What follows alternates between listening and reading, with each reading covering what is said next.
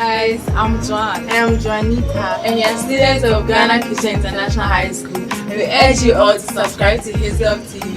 Thank you. Bye. Hello there. You're welcome to His Love TV.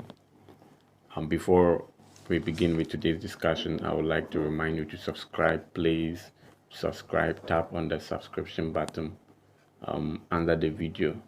If you have already subscribed to it, thank you very much for your support. So today we are still looking at the Fante Confederation. In our previous lesson video, we looked at the reasons for the formation of the Fante Confederation. And so in case you missed that video, I'll include the link in the description under this video. So check in the description under this video. I'll title it as RPK, the previous relevant knowledge. RPK, relevant previous knowledge, sorry. So you tap on that and then you watch that video so that you can be able to understand the issues that are going to be raised in this one. So this particular lesson is a continuation of the reasons for the partition, the reasons for the formation of the Fante Confederation, which we discussed earlier on. So go in there and watch our previous lesson. So in that lesson, we established that the Fante Confederation was an attempt by the Fante states and some non-Fante states to create a modern state, a modern democratic state, whereby they even had a constitution and all of that. And some of the reasons for the formation of the Confederation, we said, was the desire for them to free themselves from colonial rule, either being it from the British or the desire to do away with the Asante, threat. Again, we also said that the Sweet River Convention, which was the agreement between the Dutch and the British to exchange forts and castles along the coast, were all some of the reasons for the formation of the Fante Confederation. So please kindly tap on the RPK in the link in the description under this video to watch that. So we are going to base on that. With that knowledge, let's move on to today's lesson. So today we are looking at the achievements of the Fante Confederation. All right, we are looking at the achievements. So were there any achievements made by the Confederation? What were they able to achieve? And that is what we will look at today. But interestingly, this Confederation also failed or declined. And so we will look at the failure of the Fante Confederacy. So what led to the failure? What were the reasons that accounted for the failure of the Fante Confederation, to the extent that the Fante Confederation was no more in existence, the collapse of the Fante Confederation? What were the reasons that led to that? So these are the two subtopics or specifics that we will be looking at under the Fante Confederation. And then with this lesson, we'll close down the curtains on the Fante Confederation. Good. So let's begin with our lesson objectives for today. So our lesson objectives for today is quite simple. That by the end of this lesson, you should be able to outline the achievements of the Fante Confederation. What was the Confederation able to achieve? Okay, as a as a confederate, what were they able to achieve? What are some of the good things that we can talk about and praise them for? All right, and then also we should be able to discuss the reasons for the failure of the Fante Confederation. So what were some of the reasons that led to the failure of the Fante Confederation? Why did the Confederation collapse?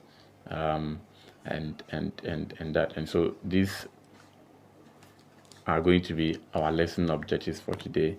So have them in mind as we begin with today's discussions. Let's begin with some of the achievements of the Fante Confederation.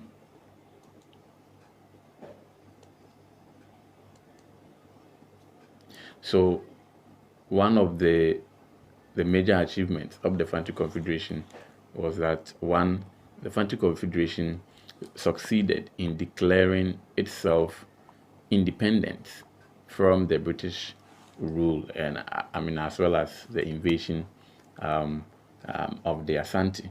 Okay, and so for the first time in the history of the Fante people, they declared themselves as what, independent from the British in August 1868, when immediately the Confederation was formed.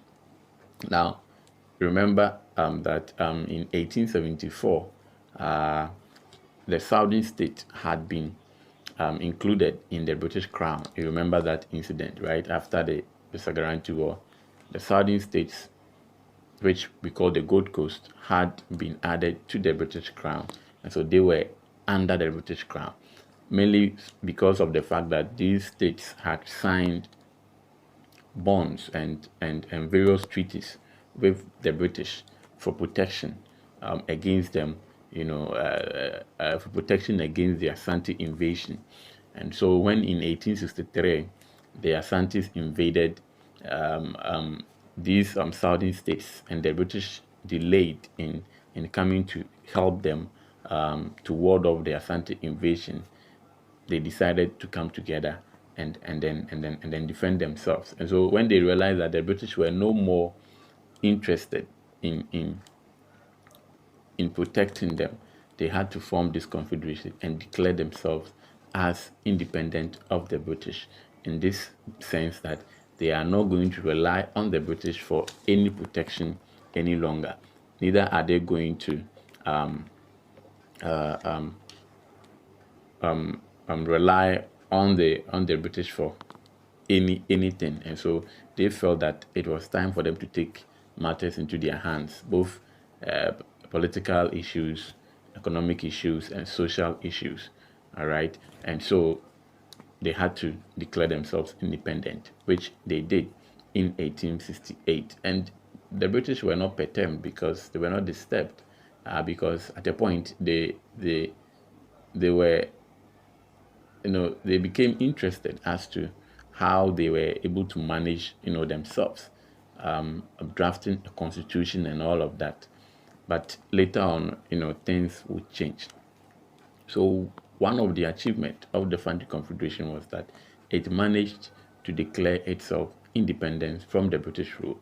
Independence in the sense that they were no more going to rely on the British for protection against the Asante Empire. They were going to protect their own selves. All right, and therefore they declared themselves independent. Good. Now the next one is that the Fante Confederation also succeeded for the first time in the history of sub-Saharan Africa in drafting a constitution for the Confederacy. You understand? They drew up 3 constitutions for the first time in the history of any group of people in sub-Saharan Africa. The Fante Confederation drew up 3 constitutions, and these 3 constitutions were modeled on the idea of a certain man known as J.A. Houghton. And this man was from Sierra Leone, and he was a medical officer who had come to Ghana. All right. So the first of the constitution was prepared or drafted in January 1868, right after the formation of the Confederacy. And then the second one, the amendment, the second one was also drafted in 1871. And then the last one was also drafted in April 1872. So for the first time ever, a constitution was drafted by these Fante Confederacy. The Fantes were the more educated people. They had well educated people, and as well as wealthy people, rich people. The educated people were the most, were the rich people as at that time. And so as at that time, the Fantes had a well organized class of educated men, and so they had learned a lot. Some had been to universities abroad, and therefore they, having the idea of drafting a constitution way back in 1863, which they did. the Mankesim Constitution, the the name of the constitution was known as the Mankesim Constitution. In 1868, right after the formation of the Confederation, they drafted a constitution. That is so interesting. Way back as 1868, even before the educated elite on the whole began to demand for a constitution for the Gold Coast somewhere in the 1916s, and then the Clifford Constitution and all of that. As far back as 1868, the constitution was drawn in the central region of present-day Ghana in Mankesim, and the name of the constitution, as I said, was called the Mankesim Constitution. And this constitution detailed the aims and the achievements of the Fante Confederation. Okay, what they wanted to achieve for the various states that had joined, and more so, other things. And so, yes, you can say that it was a modern state. It was a modern state with constitution and all of that in place. So yes, they were the first people to have a constitution in place. But it looks very sad that today, when you look at the central region, even Mankesim, when you look at this development which is happening here, and you compare Mankesim and some of the southern states today, and you look at, their state, it makes you think that I think they are really behind in terms of, I don't know if they still are ahead of in terms of education, as in literacy. I don't know if they are still ahead, even though they have the best schools that the country can boast of. Most of them are in the central region. You can talk of my own school, Ghana National College, established by Osagyefo himself. The the Adisadels, the Infantipims, the Augustines, the Holy Charles, the Gehe, all the best schools you can talk of. The best university, of course, is also the UCC. And so I don't know if they are still ahead in terms of literacy, the people. But indeed, if you go there, they have, even the oldest woman is speaking English. I did a service at Gomwa, and so the oldest person who has nothing to do knows how to speak English.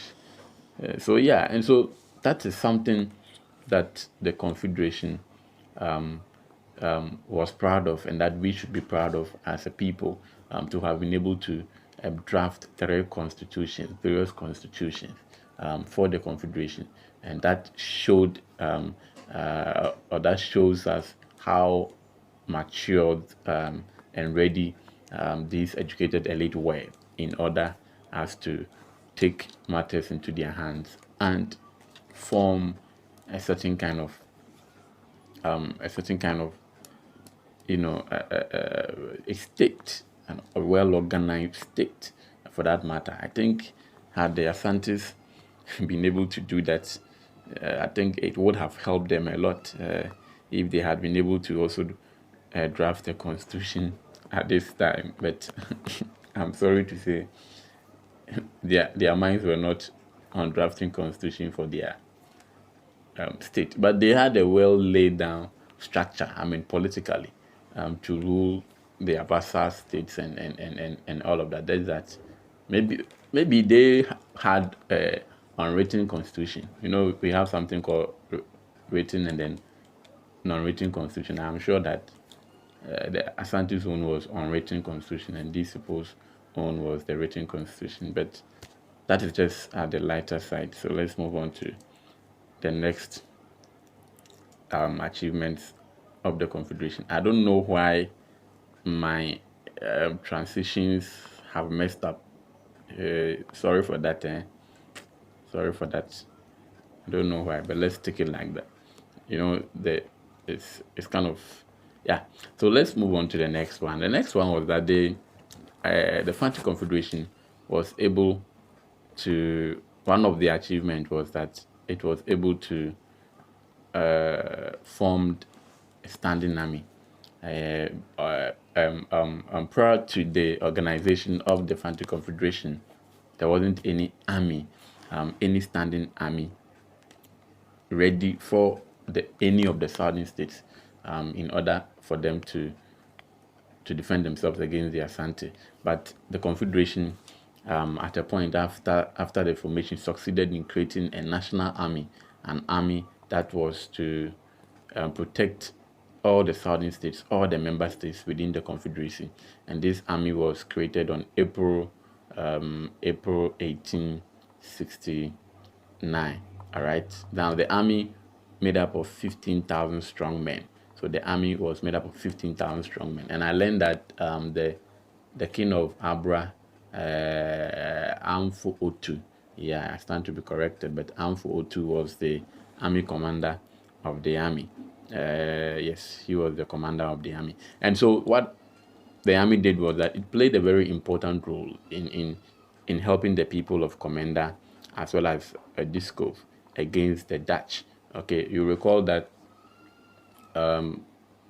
after the signing of the Sweet River Convention, the people of Comenda who were already under the British were now going to be under the Dutch. And so they didn't want to be under the influence of the Dutch, because the Dutch were the traditional allies of the Asante, and so they would not want that to happen. So you recall that in our previous video we said that the people of Comenda rebelled against the Dutch. They actually fought them, and the army, the Confederation's army, had to be sent, led by Amfo Otu, was sent to Comenda to help the people of Comenda to do away with the Dutch. And indeed, because of the war, the Dutch were not ready to fight anything. To fight in West Africa, and so they had to withdraw and leave the coast. So the army was successful over there. From there, then they went to Dieskov to also fight again the Dutch, and then they also went to Ahanta to also fight. They also went to Elmina. You recall that Elmina was the seat for the Dutch, and Asante had wanted to claim Elmina, so they also went to Elmina. However, that Elmina expedition failed, but they made some success. The act of even forming a national army alone was an achievement. Now look at this image here. This is what we call the Pusuban. If you go to the Asante, the Fante area, they call it the Pusuban, and it is the military shrine of the Fantes. Okay, and normally it was the Asafo company who normally goes there to do that, to perform some rituals and all of that. So when you are in central region, especially in the Gomoa area there, you see some of these things dotted within the various towns. It is called the Pusuban. It was the military shrine of the Fante states. Good. Let's take a look at the next one. The next achievement was that the Fante Confederation was able to adopt or have a national seal. Okay, so they also had a national seal, more or less like a symbolic, flag to represent the state. All right, and so the Confederation adopted a national seal, and this seal consisted of an elephant standing against a palm oil tree, and there was the words written around it was the government. I love that. The government, and later it was changed to the Council of the Fante Confederacy, and then Mankesim was there. And so yes, they so I'm sure had the Confederation survived, the name would have been the Fante Confederation States, or the Fante Confederation States. So we call it FCS, right? Like the way we have USA. So FCS. They were ready to rally around and be a full-fledged state. Now they have an army, they have a constitution. They have a national seal. So what else? They were ready. They had all the features of a full-fledged state. Good. So let's move on to the last achievement, and then we'll draw the curtains on the achievements. The last achievement was that the Fante Confederation was also served as a pivotal role, in terms of national unity, and that is uniting both the educated elite as well as the chiefs. So it served as a pivot of national unity and encouraged nationalist movements around the coastal states and the people. Okay, and this nationalist spirit urged them to come together again in 1894 and 1897 to fight against the British when they attempted to deprive the coastal states of traditional lands. And these men you see here, educated men you see here, in those days, all the educated men, I don't know if they were all told to wear suit and tie. I look at them and then it's funny to me. I don't know, but it's just funny to me. I'm not a fan of coat and tie, but it's funny to me how well, I have so many thoughts in my mind right now just looking at them. So this was the Aborigines Rights Protection Society. These people, because they had, come together to form an association when the British tried to implement Land Bill of 1894 and 1897.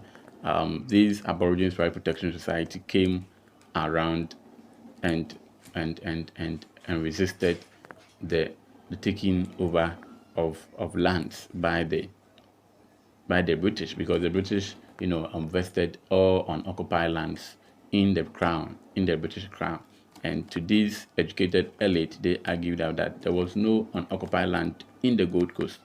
A land that you see nobody on it or no activity on that land does not mean that the land was unoccupied. It was occupied. Traditional, they are all traditional lands and co. And therefore, they succeeded in doing away with the